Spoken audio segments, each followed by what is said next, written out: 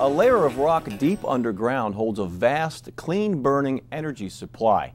Is that good news or bad for Pennsylvania? Let's spend 5 minutes with State Representative Mark Gillen of the 128th District in Berks County.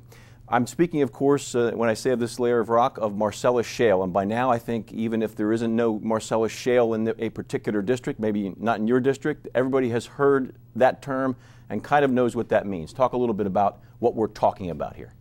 You're correct, and thank you very much for having me again on the program. The Marcellus Shale does not lie in Berks County that I know of. They haven't discovered any up until this point. Certainly not in my district, which is in the southern part of Berks County, and those that travel the Pennsylvania Turnpike travel, if you're moving from Philadelphia to Harrisburg, through the legislative district that I represent. It's a phenomenon that's in over 50 of the 67 counties in Pennsylvania, and it's spread throughout much of the state. It does touch all of us directly when we're talking about clean water and clean air and natural resources and severance taxes and all of those issues. It does come under the purview of every single legislator, which is one of the reasons that I took a trip up to the Marcellus Shale producing region and went on my own inspection tour and interviewed people myself. Well, I want to ask you about that, but first let me make it clear, because I didn't specify in the open. We're talking about natural gas. Natural gas and a huge, huge quantity that they're now able to extract that technology of even a few years ago couldn't get to. Now they can get to it, and Pennsylvania could really serve to benefit from this. As you say, you saw a drilling rig. You went to Towanda, Pennsylvania, which is a little bit distant from your district, but what did you see and who did you talk to? It's about 160 miles away from where I live, and I was there for a day and a half. I drove up and I spent an evening, I spent a night, so parts of 2 days in that particular area. And I thought it would be valuable not just to see, to touch, to smell, to feel what was going on there firsthand, but to talk to the residents themselves, the people who are directly impacted. For a lot of us, we're having a discussion in Berks County about it, but you're really hard-pressed to find somebody who'd actually been up there, worked in the industry, or had been on a rig. And so I wanted to talk to Main Street, if you will, and that's exactly what I did in Towanda. I talked to business owners, I talked to people who were in the healthcare system. I was concerned as an emergency medical technician about the nature of any possible injuries that might be occurring as a consequence. And by the way, I was very favorably impressed with the lack of significant injuries as a consequence. Talked to educators up there, talked to people who are working on the rig itself, and then got out there on the rig after a briefing from the company and then drove around in the surrounding countryside. You hear discussions about roads and how the infrastructure and the bridges are being impaired. Am I done? No, I'm not finished this research. It may be many months, and over the course of the next couple of years as this industry unfolds and blossoms in Pennsylvania, there's more that we need to learn. So this was an important first step for me. There are questions about the process of extracting this gas from the rock. If it was really easy and didn't cause any problems, I think everybody would be in favor of it.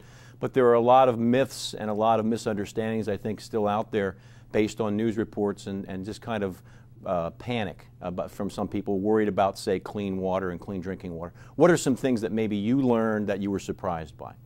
Let me take a step back, and I'm going to go to the food store in my own community yesterday, and I had a woman walk up to me. I was with my daughter, and right there in the health food department, and she was very health conscious, and she said, you know, your name came up in our living room today. My husband and I were talking about Marcellus Shale, and you had come to our house last year.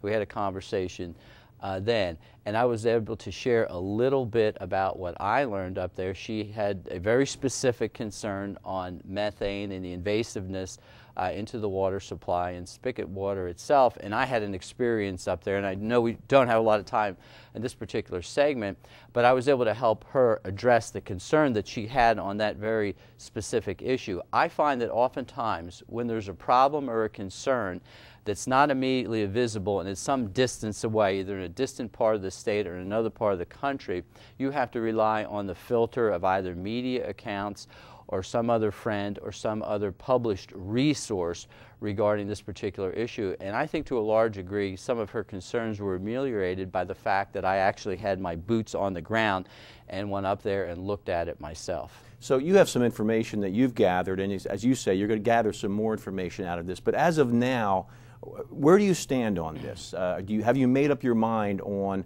the safety, the benefits of this industry, and whether or not there should be an extra tax, what they call severance tax or an impact fee on this industry? 3 times in the last couple weeks, I met personally with Mike Krancer, who is the Department of Environmental Protection Secretary, who I have gained a high level of confidence in his expertise and his independence on the issue of protecting the environment.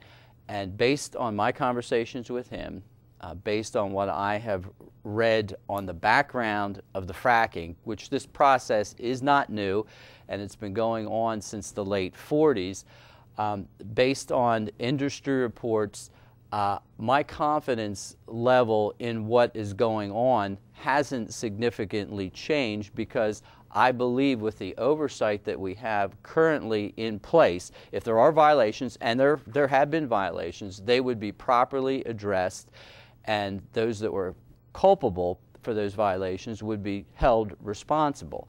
And I don't want to see any lessening or slacking up of our responsibility to guarantee every resident of Pennsylvania clean air and clean water. Certainly the Senate and even the House now are taking up bills looking at the severance issue in particular, and the impact fees in general.